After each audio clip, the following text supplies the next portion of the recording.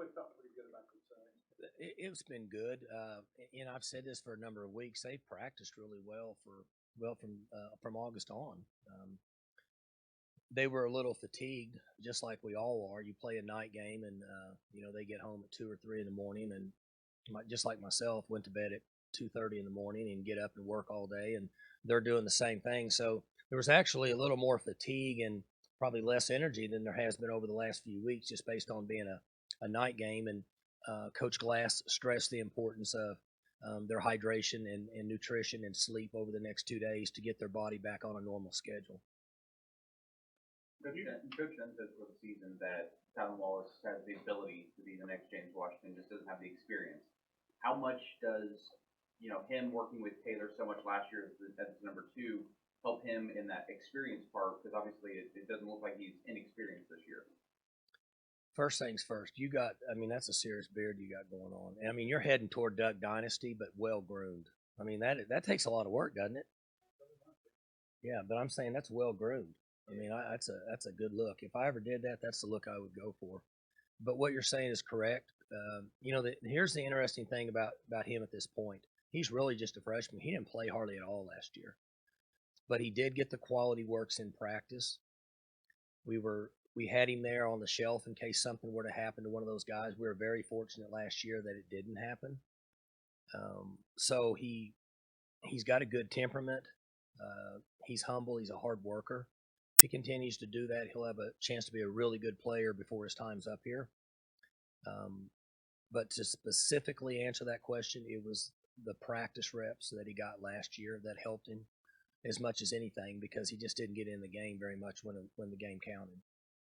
You've had other games where almost every receiver's had about the same number of catches, and it's been spread out pretty good. But the attention he's liable to get after doing that in prime time, sure.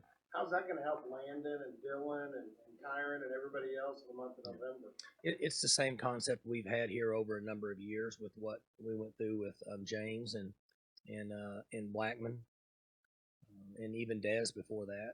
In that, it's pretty easy to tell in the first quarter of a game if they want to protect a receiver, and I'm guessing will probably try to protect him some. I'm not sure, but if so, Corn has to do a good job of distributing the ball to the other players that are getting from whether it's zone or man, basically single coverage, and then run the football. I can't catch a break with the help on your offensive line. You get Deontay Noel healthy, and then Shane Richards goes down. Yeah, we played some musical chairs. Hopefully we can get Shane back. We'll know a lot more tomorrow on him. I would like to get guys settled in. I felt like that we blocked fairly well at Kansas. We actually blocked pretty well at Kansas State, and then I thought they performed. Maybe have had their best game against Texas. Just based on the quality of the guys that they were trying to block and protect. So I wish we'd settle in a little on that. Obviously, we can't control that, but we were able to get some quality snaps from Deontay. Hoping to get Hambright back too, or is he going to be? He's on that same shelf. We know a lot more tomorrow. Now, he was out there last week in pads and stuff, moving around, but we didn't feel like he was ready, obviously, or he would have played. Hopefully, he'll be better. When you have those injuries like he had, those ankle injuries that nobody really can diagnose and what they are, you just don't know till week to week. Sometimes those have been 2-week injuries. Sometimes those have been 7-week injuries. Mike, you referenced Saturday night. I think the way you put it was 5 wants the ball more. Did Justice come to you guys and say, "Give me the ball more"? No. I can just tell that he wants the ball more. Now he wanted out some Saturday night too. He got the ball enough, and he got a little fatigued, but it was good. 30 came in and made some plays. 27 made some plays, but no, he's never come to us and said that he wants to touch the ball more. You got a sense. Well, just kind of watching him, I guess. I don't know. Maybe that was just something that was going on in my own brain, that maybe he does need to touch ball more, not necessarily from him. What did you learn about him that night in Waco 2 years ago? Well, he was a freshman then, and he turned the ball over twice down there, I think. So we knew he was going to be a good player, but we just had discussions with him about the importance of protecting the ball, and could very well be the determining factor in most college games, where talent is relatively the same. And since then, he's done a nice job taking care of the ball. He took it serious. You commented on this as well on the teleconference, week to week in college football. A lot of people are going to look at what happened to Baylor last Thursday night in Morgantown and think, oh, Oklahoma State beat Texas. They'll go in and clobber Baylor. But Baylor's obviously a lot better team, and they've improved some. And that's not exactly what you'll get on Saturday. Yeah, I think if you look at what's going on in our league, Oklahoma is up to this point played much better than other teams just from looking at scores. And then West Virginia, had an off day, but other than that, they played at a high level. And then you can take everybody else, in my opinion, and put them in the same category. And then any Saturday, if you're not prepared, you don't take care of the ball, then you're suspect to not play as well as you would want to. And Baylor is a much improved team from what they were a year ago. They play hard. Looks like they understand their concepts. They got caught in a firestorm and turned the football over. I can't remember how many times out there in Morgantown, but most everybody in the country, if you turn the ball over continuously like that, especially on the road, it can snowball on you, and that's what happened to them, in my opinion, from an outsider looking in. The other games they've played is every game they've been in all the way up through most of the third quarter, with the exception of maybe the Oklahoma game, who big played them. But Oklahoma hit them on, gosh, I don't know. I quit counting after about 6 or 7 big plays. Yeah, if you were, you probably looked at crossover tape getting ready for Texas because they had just played Texas. They were throwing in the end zone at the end of that game to win the game. Yeah, they all the games they played, they've been in or won.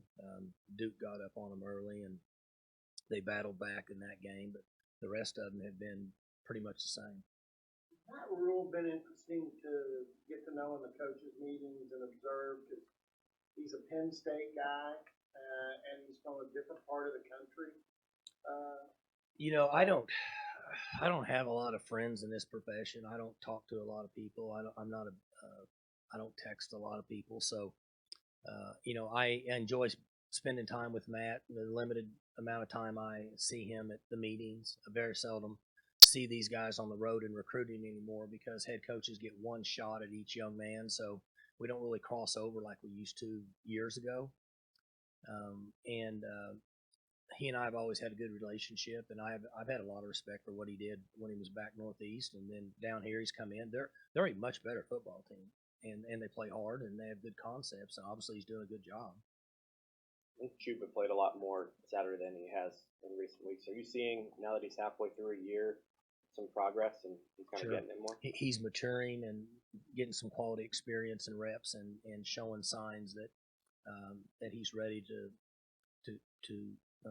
be productive at this level and against top quality teams. And so we're pleased that he's coming along, and we feel good about where 27 is also. But there was a role for him for 30 in this game based on the schemes that Texas had, and they run really well from side to side, and so we could kind of match him with them at times. But he's certainly improving, and just the number of reps he's getting is allowing that to take place. Difficulties of recruiting Canada? I'm not very experienced with it. I went up there and showed up at the end when it was already done. I mean, I didn't have to do anything. So for me to really comment on it would be somewhat negligent on my part, just from the standpoint that the guys that we have gotten there, our assistants, have done a nice job with that. I'm going to say 1 is the distance. 2 is trying to evaluate talent with high school football that's further behind than what we are in this country. So you can see guys like Chuba who are really, really fast and run around and make plays, but trying to evaluate other players is not real easy. And it's just a matter of, whether you can actually have them interested in coming this far away. I'm sure it'd be different if you were the Northwest and at Pac-12 I guess they're 12, Pac-12 schools. But we've had some success, and I've been pleased with the players we've gotten from up there. Looking back at what AJ Green did on Saturday, any further thoughts on how well he played? Played very well. He competed 24, 31, 3, 8, and 4. Those guys competed against really quality, long, tall, athletic receivers, and that was a concern of mine. I said that 2 weeks ago or whenever it was, and they're going to make some plays because they're good players. Quarterback threw the ball accurately. Where we improved in this game was even though when they made plays in the passing game, we were within arm's length of covering them, and so you live with that. 24 was in good coverage when the tight end made. I think the tight end's the one that made the touchdown catch down the middle. He's right there. Guy made a good throw and a good catch. Same thing on the wheel route with Justin Phillips. AJ and Rodarius played hard and made a lot of plays, and I had mentioned that to him last night that they looked like they did last year against West Virginia, the way they competed, and we were able to have success out there last year because those guys really competed against a good throwing game, and this was the first time that I thought I'd really seen them compete like that. For whatever reason, I'm not sure, but that was just my point of view. Life in the Big 12, that success is only as good as your next start. Really. Yeah, and it's not any different than what Robert had mentioned in playing in these games. And just look at the scores week to week.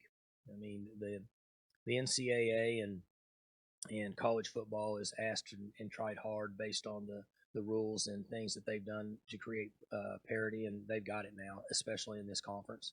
And that's why it makes every game exciting. You in secondary, Baylor's got a couple of good receivers. Sure. Yeah, those guys are long and tall and have done a nice job of catching the ball in the middle of the field.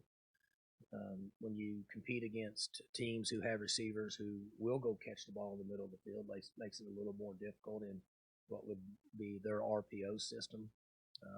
They're running the plays that look like RPOs. I think at times they might just be faking it and throwing it, but regardless, it's the same concept. What makes Waco a tougher place to play for you guys? I don't know. I didn't know it was. Probably when we went down there and played, they were really good. That'd make it a little more difficult. I don't know that there's much difference now anywhere in the league for the most part. I think if you have a really good team, you're mature and you're squared away, you can play on the road, play at any time, minimize mistakes. So, I'm not sure any one stadium's different than the other. What have you seen in practice on the development of Jelani Woods? Where you found from a guy in fall camp where you thought maybe next year where you'd see more action from him to a guy who's had some plays designed for him particularly? Well, I think next year at this time he's going to be what I would call a really solid or a good tight end Cowboy back. He's really young. He hadn't played a whole lot. He's gaining experience due to the reps and so on and so forth. His strength levels have gone up considerably over the last 6 months.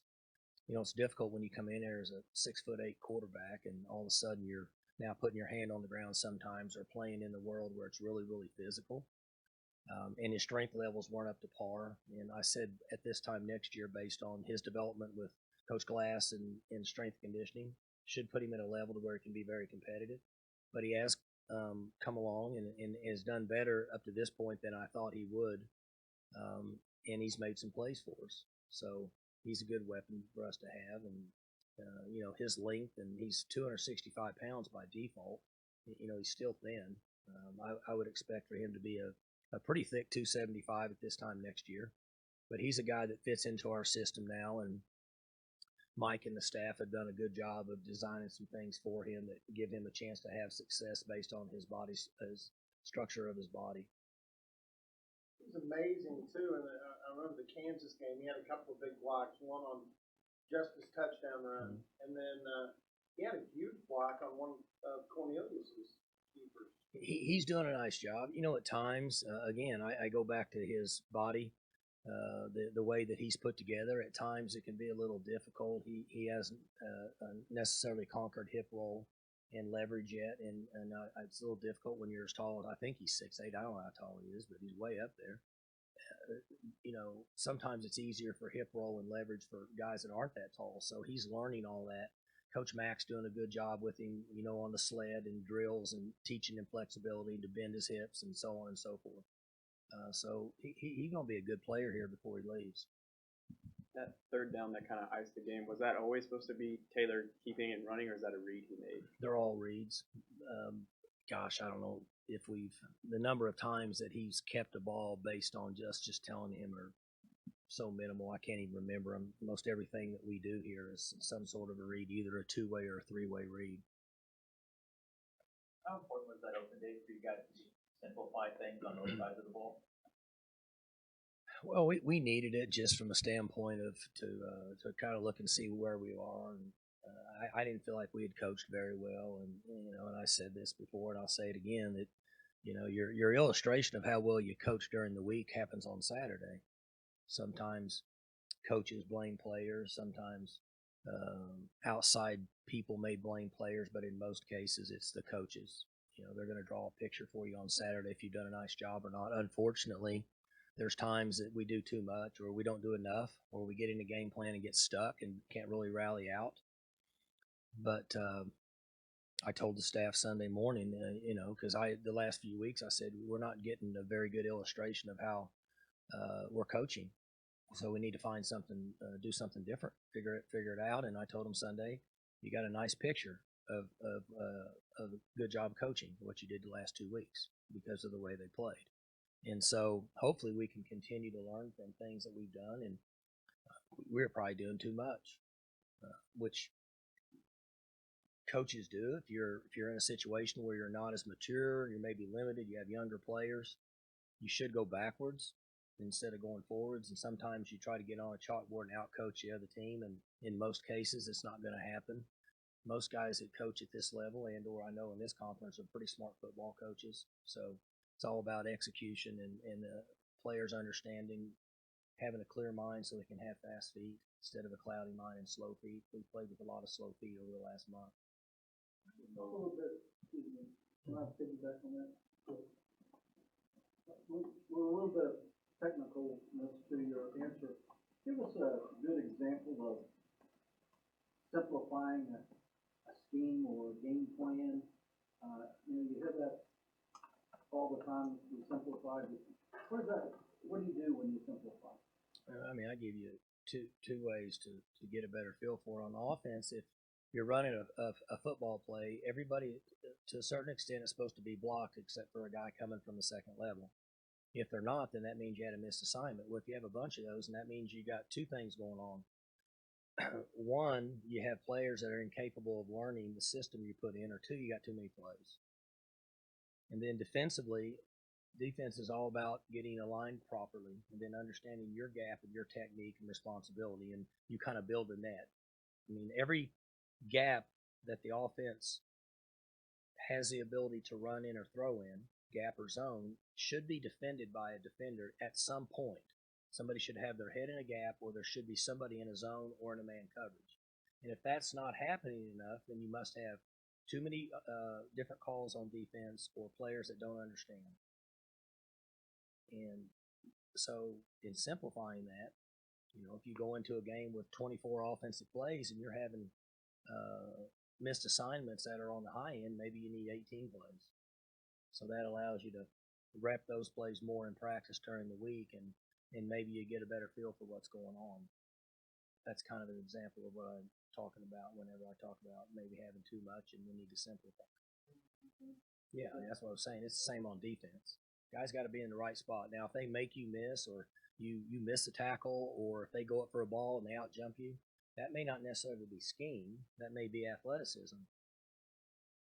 So there's just two ways to look at it as a coach, and I that's one of the things that I have to do, and I just don't think that I've done a good job over the last 4 or 5 weeks of making sure that we had really good quality schemes that we could actually execute based on who the players that we have, whether it's youth, inexperience, or whatever it might be. When Noel talked about being having been more conservative against Texas, is that necessarily a byproduct of simplifying things, or was that sort of what Texas called for because of quarterback run game? Probably both. I'm not a defensive guy. I don't go in there and talk about schemes. So I just said, listen, I just want to be able to line up and execute. I want to be fundamentally sound. And I said this, I want guys to play with fast feet. And it's hard to do that when you're cloudy and you can't think. And so that's all I asked, and I think they simplified and reduced some, and it helped. And then, the flip side of that is, again, it's not that easy because you got to have enough schemes to confuse people on defense, and offensively, you got to have enough schemes to try to keep the defense off balance based on things they haven't seen. So, there's a fine line there. It's just not as easy as saying, "Hey, we're going to do this or that." That's why you have to coach, and so you get that you get those results on Saturday. In times like that, you find yourself, Mike, taking a more direct role in practice? Not really practice. More so during the week. Meet like today, tonight, tomorrow. Yeah. I do a good job. A lot of guys have watched our practice. I don't micromanage our guys. I don't have any business doing that. Based on I don't put the hours in. That's why I stopped calling plays. I was tired of watching tape 12 hours a day on Sunday and Monday and Tuesday. So I stopped doing that, and that's really what it takes to be a play caller or be an assistant coach. So other than me going in and giving my input, once we get over there, I kind of watch other stuff, and then I get out of it just because I don't think it's fair. We've hired guys to do their jobs. They need to do their job. That's their role. And then in practice, I kind of watch all the other stuff where you guys will say, how was practices or how's the attitude? I watch that more than I do really the scheme standpoint. Unfortunately, Mike's got a tougher job, Yursich, because I can see things and it's easy for me to know if it's messed up on offense than I can defense. And so I kind of nag on them a little bit more during the week. But other than that, not really at practice. I know the real answer to this will come down the line, but I had one committed player I talked to yesterday that said that was the best college football game he ever had seen in person, Saturday night. And we've got video of another one of your commitments in this current class that is out there jumping around with students afterwards. How much value can you put, because you had a lot of kids here, how much value can you put on that win and that atmosphere from a recruiting standpoint? I mentioned this, I didn't want to come in and beat it down and keep talking about it because at some point people get tired hearing the same thing. But on my post game in the media and on the radio, that was the best atmosphere that we've had in a long time here, in my opinion. And if we want to continue to grow this program, it can't just be the coaches and players. It's got to be the people involved. And I'm thankful for everybody that's here. I'm an Oklahoma State guy. But everybody has a role to play, and everybody has to do their part. And I've said this. I know that Saturdays are tough. There's a lot going on nowadays, soccer games and dance and Little League baseball and flag football. But, if you want to continue to develop and grow into a big-time football program, these games that we play at home, you have to have sellouts. You've got to have people there. And here's what they did Saturday night, in my opinion. Nobody left at halftime and didn't come back in. Now, whatever's causing that, the re-entry, I don't know how all that works. Maybe the alcohol sales, I don't know. But I know that all the way through the game that it was loud, it was disruptive. The players felt the energy, and it made a difference. So that's just part of it, and we all have to do our part. And so, we're going to take what we get. But, I run into people, Robert, around the community or, in the city when I'm in the summer or whatever, and they'll say things like that. And I'll say, in order to make this a big-time program, you have to do your part. You have to come to the games when you can. You have to be loud, and you got to support the guys. We had 23 big-time prospects there, and I think maybe 20 of them were offers.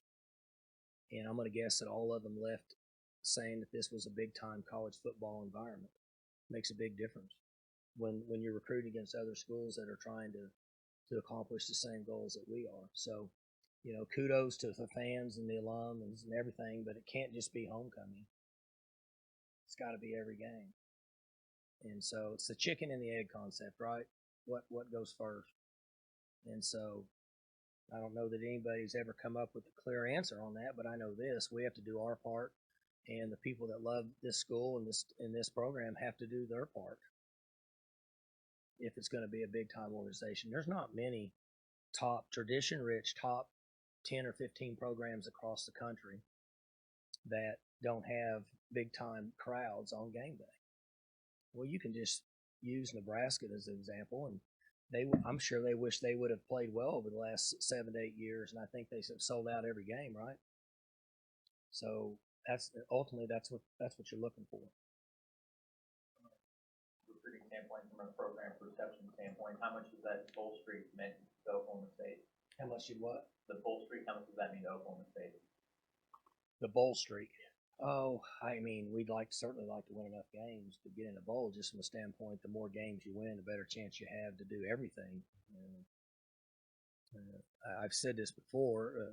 Unfortunately, you'd be shocked how many young people you recruit, and you get into January and you go to the house and you think they know everything about you, and you're all excited and you feel good, and you talk to their parents and they don't know jack about you. They don't even know how many games you won that year.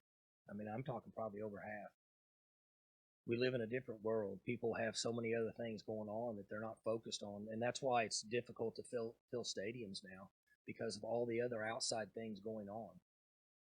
And it's always amazed me when you get in there, and we've been fortunate. We won a lot of games the last few years. You get in there, you're excited because you think that they know that you've been ranked in the top 15 in the country and all that. I've had them ask me, "Hey, Coach, what was your record this year?" I said, "Right now we're 12-0." Really? I said, "Yeah, we're doing good." I mean, because they might not even check. I mean, seriously, it's unfortunate, but that's kind of the way it is. What would you say is the most valuable aspect of getting to a bowl game for you? Well, it's you would like to get some rewards postseason for the players for all the work they put in. More than anything, it's I've always said this: when you get in a bowl, you're double dutying because you're recruiting full time and practicing full time. But that's ultimately the goal for the players to be able to enjoy some postseason competition.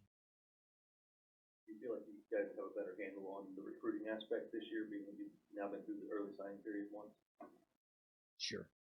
It's kind of settled itself. I'm not sure that we have a good feel for the new rules and all the way the things are done from a transfer standpoint and how you count, who can replace. To me, that's a mess, and that's going to create a serious issue. We're going to see that in a couple of years probably. But from the recruiting standpoint and December signing, I think that's been excellent. It's settled everything down and made it a much cleaner process. Not completely, but much cleaner. Game 9, talk a little bit about Jim Knowles and the job he's done. Well, it's been up and down for him. We've had games where we've played really well, and then there's times where we didn't defend down the field like we would have or would have wanted to.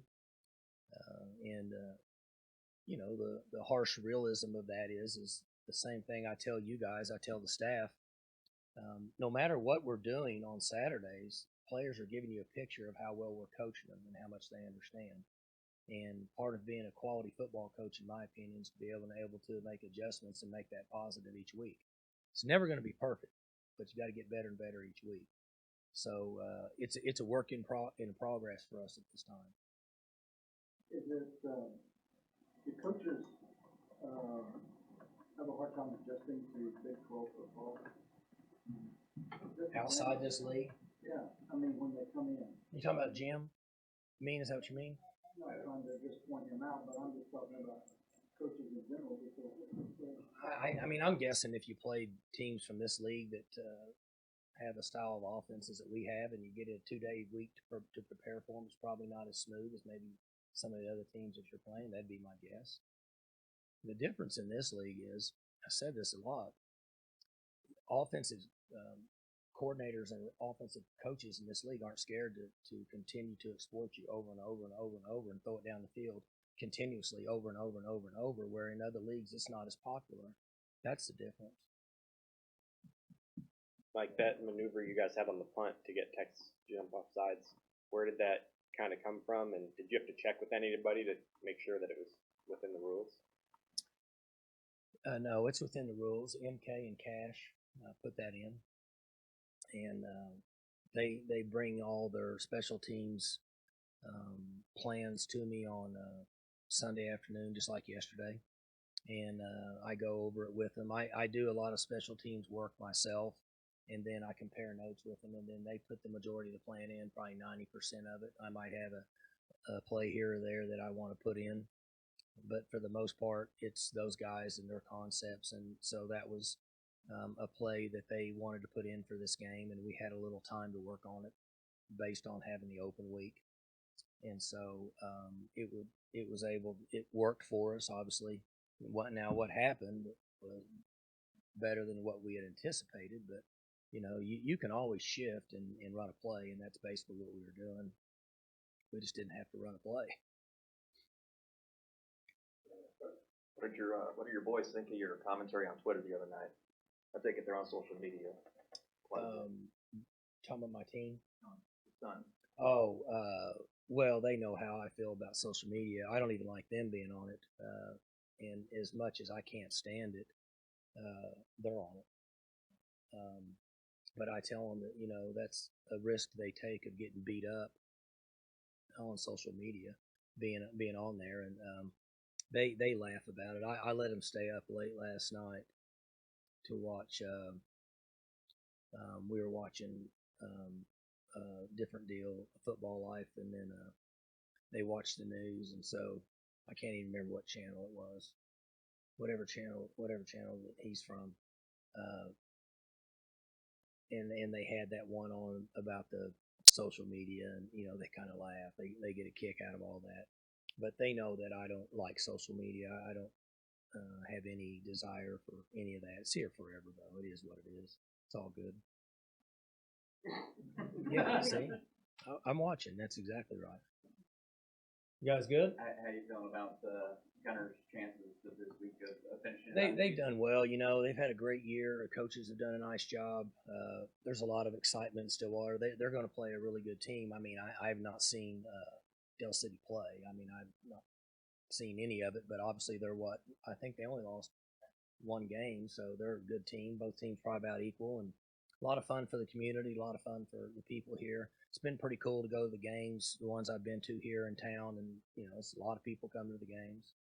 I went to a Choctaw game on the road, and there's a lot of fans there. So it's great for the community, great for the schools. Fun times for them. The kids don't know how much fun it is right now. They won't appreciate it till they get older. So, but they're playing a good team. Obviously, Del City must be really athletic, and they've won a lot of football games. Good stuff. All right. Thanks, guys.